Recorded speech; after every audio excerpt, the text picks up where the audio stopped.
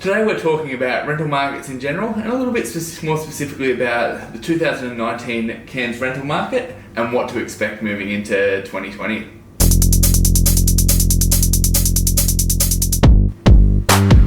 Today I'm joined by Nicole from our Twomey Schriber Property Group Rentals Department. She's joined us today to talk a little bit about the rental market that was in 2019 and to take a little bit of a look into the future and what the market might do coming into 2020.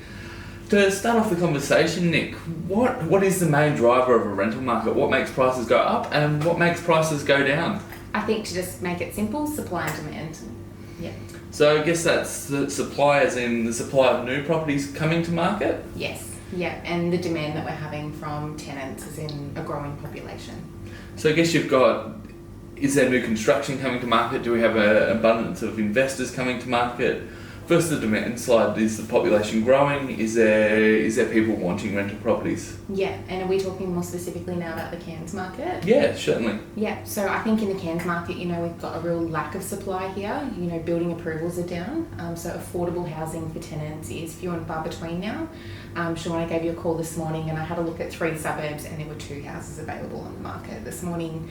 But certainly we've got the demand side of things there because we've got a growing population and, we look at our statistics over the last 12 months, we've turned away over 68% of applications just due to lack of available rentals. So there really is a shortage of supply. Three houses on the market over two houses. 2 houses, 3 suburbs. What suburbs were they? Erroglen, Freshwater and Stratford. So for that whole pocket, which is probably 2,000 houses or so, there was only 2 available properties, 2 houses for rent. There was obviously a couple of units possibly for market on the rental market in that pocket. But for family houses, families looking to rent, that really does paint a picture of just how short of a supply there is in the market. Yeah, absolutely. What do you think? We spoke about there not being a whole lot of construction. Is there any other drivers that are really drying up that supply at the moment? Look, I think Airbnb thrives here, so a lot of our unit stock was absorbed into that over the last couple of years. It's just become more and more popular. So certainly the Airbnb. I think naturally, investors sell, they move their portfolios on and things like that. And from what I've heard from yourself and the sales team, it seems our predominant buyers in the Cairns marketplace at the moment are owner-occupiers versus investors. So I guess as each property sells, and say there was 10 properties selling, 5 of them were investment properties, with only 1 investor out of the 10's buying and losing that supply out of the market, and that's pushing rental prices up essentially. Absolutely, and I think that's been a consistent trend for the last couple of years. Owner-occupiers have been the predominant buyers here, certainly shrinking that rental supply, the Airbnb shrinking that rental supply, and we're just seeing rental prices consistently go up and up and up. But more so the demand for that is becoming more and more and more with growing population. I guess it's that perfect storm of combinations and that applies for Cairns. We're talking specifically about Cairns here, but I think broader markets in general, if you do have a lack of new construction happening and growing population, you are going to see the rental market tighten over time and it really become a upwards pressure on prices. In the last, in 2019, what have you seen prices do? What, say, for an average unit worth 300 or an average house worth 500, what have we seen prices do over that time period? They've certainly gone up. I think a big thing that we do in our office, and we do it well, is we have a look at the available supply versus what we were necessarily getting 3 months ago for rent. So this morning, perfect example of that house that I went out to, 2 houses available in 3 suburbs. We certainly profited from that in the rent that we're going to be advertising just due to the fact that we can capitalise a little bit on the lack of supply. So if we look at units, I think, a $300,000 unit now is renting for about $340, I would say comfortably, and a $500 per week house is renting for about $550. So you've seen, sort of a 10% growth in the last 12 months on rental prices. Absolutely, and I think as well what we have seen is, there's a big difference between the agents that have the smaller portfolios and haven't quite caught on, because there still is a little bit of cheap stock coming into the market, rarely, but it is coming in there. And the portfolio is like something that we manage where we can see the consistency in the prices that we're getting, and more importantly the demand. We would be lucky to not have multiple applications at the first inspection now, and if not, definitely at the second inspection. I guess with a market growing so quickly, and this sort of comes to the sales side of things too, when a market's moving so quickly upwards and you're looking at data that's 3 or 4 months old, it almost has no more relevance when the market's booming so quickly and prices are rising so quickly. Absolutely. I went to a unit appraisal, and this is a perfect example last week. They had 3 other agents in before me, and they all bought rental CMAs with them. And I think, in this market, a rental CMA is absolutely pointless when you've only got 2 other properties on the market for rent. You've really got to have a look at what demand you're having in that area, and we have quite a vast portfolio over the suburbs of Cairns. So how much demand we're getting in that area and what we comfortably feel that we can get, because an extra $10, $20, $30 for an investor helps their return on investment. This needs to be treated more as a business than a hobby. It's all a numbers game. So certainly that particular unit, 3 other agents had appraised it at 280. We comfortably got 310 with multiple applications in the first week. And a $30 increase is huge, over a year, over 52 weeks. $30, that's an extra $1,500 in the owner's pocket. It's $1,500 a year, and for these particular investors, this is a 10-year investment plan for them. So that makes a huge difference on what they're getting. The $30 over 10 years, that's $15,000 extra in their pocket at the end when it's all said and done. So more importantly, as well as just picking an agent that knows what they're doing, feels comfortable in their knowledge in that area, and is testing the boundaries within a reasonable amount. So we don't want to overprice something because we don't want to create a long vacancy period, but certainly a couple of days to have that higher return is definitely worth the while. The other stats we're looking at the other day is the Heron Todd White report. They published data on the Cairns market and a lot of markets across Queensland. Heron Todd White, we're looking at the report for vacancy rates over a 10-year period, and it's how amazing. Consistent was it?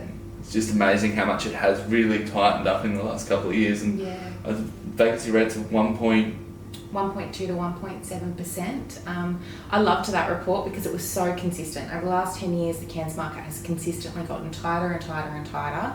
And we've been in this industry for 10 years, and we've seen rents continually and consistently go up and up and up, which is exciting for investors, and it's exciting for us being in this industry.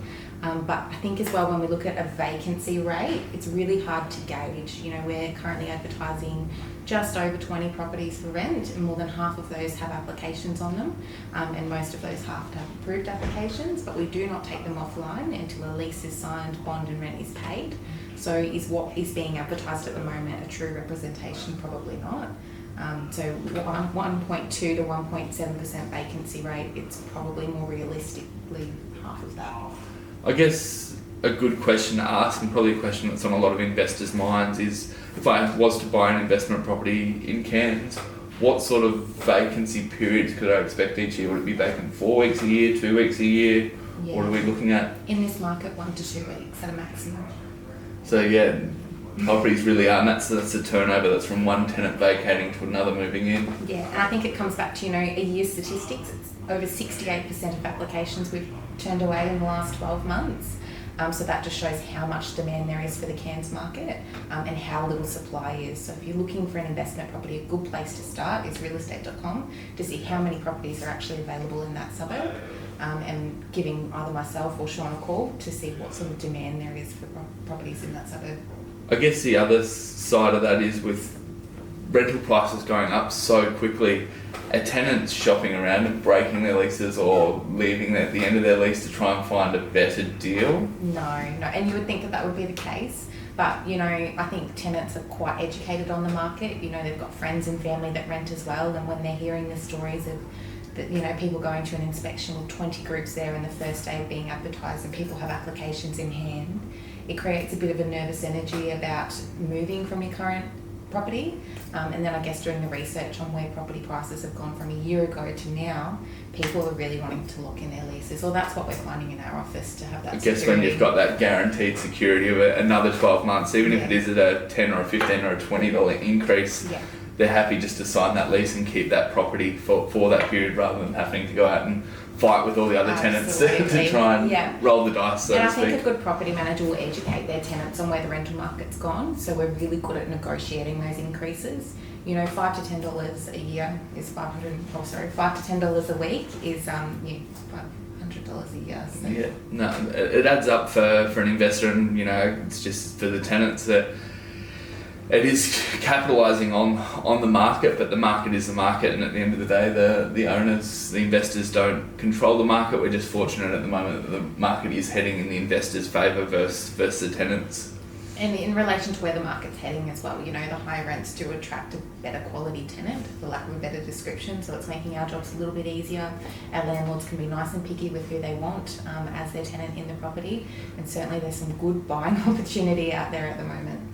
Moving into 2020, into next year, is there anything on the horizon that you can see that might soften the rental market, that might ease up prices? No, not at all, not at all. I think, you know, this year has been huge for us. We've worked so hard to bring as many available properties to the market as we can. We've consistently seen the demand for that. Certainly coming into what we call the busy period of people transferring into the region is, you know, the end of November right through to February is our busiest season. So if anything, it's probably going to dry up even more so over the next couple of months. And then maybe alleviate a little bit when the school term starts, but that will alleviate to where we are now, which is what's being described as a rental crisis. So it's going to get worse, but then we're still going to be in a rental crisis. So certainly, yeah, interesting picture, and certainly for an investor looking at buying into the market, certainly creates an exciting picture, especially when so many properties now are netting over a 5% return and interest rates are at record lows. Starts to really create this ideal picture of sort of a cash flow market that we are in for investors. It does, and we go back to who our buyers are at the moment and their owner occupiers, and most of our landlords are what I like to refer to as default owners. You know, they have to transfer for work, so they never purchase that property as an investment. They become default owners and they put it on the market for rent. So certainly there's an opportunity for investors to be purchasing properties that offer those specific returns. But yeah. I guess one last thing I want to cover off on before we wrap it up here today is it's often overlooked the difference between renting a property out furnished or unfurnished. I think there was a trend a little while ago with people really shying away from renting out furnished properties. Yeah. However, we've seen some recent results that really contradict that and make you second guess that it may actually be worth furnishing a property in the market at the moment. I think the biggest mistake some people make is going to an inexperienced property manager who doesn't want the hassle of having to replace a piece of furniture that's deteriorated over time. So Shaun, you and I recently shared a client, Paula. Paula purchased a property off you, and we were fortunate enough that she trusted us with the management. So when she purchased the property off you, she asked what the current rent was and the market rent. Now, your sellers had no interest in putting that rent up because they loved the tenants that were in there, and that is a lot of investors, the mum and dad investor. But Paula was an investor, so we told her what the market rent was. So Paula went from having an unfurnished property to cheaply furnishing her property, and she's now benefiting from over $5,000 a year increased returns. Yeah, so that property I think previously was renting around the $240 a week mark. $235, and what's the current rent? $340 per week, multiple applications, leased in the second week. And even furnished versus unfurnished, I think she is seeing at least an extra $40 to $50 a year, $40 to $50 a week, yeah, extra because the property's furnished. So, you know, even if she spent $3,000 on furniture within the first 12 to 18 months, she's already recouped that cost, yeah. And then from then on, that's just pure profit on top of that. And I think Paula worked very smartly in her purchase as well. She knew the type of tenant that she wanted to attract. She knew the area bubble. She did some research with yourself and myself on how she was going to capitalise on those tenants. And in this instance, it was she wanted a property close to the city that could facilitate hospital workers. And certainly they're looking at those furnished properties because of their contracts. And they're certainly means tested that they can afford those rents. So that's just, so the final note, before we head off, if you are looking at buying, especially close to the city where we do have that bit of a transient population, or maybe in another city, it might be worth weighing up, should I furnish my property or should I leave it unfurnished to really maximise those returns. If you have enjoyed this video, guys, I recently put out a video on the sales market in Cairns and how it performed this year, and how a little bit of a prediction of how it might go into 2020. You'll find that button somewhere here. So click on that button and check out that video. Otherwise, have a fantastic Christmas. Thank and you. All the best for the new year.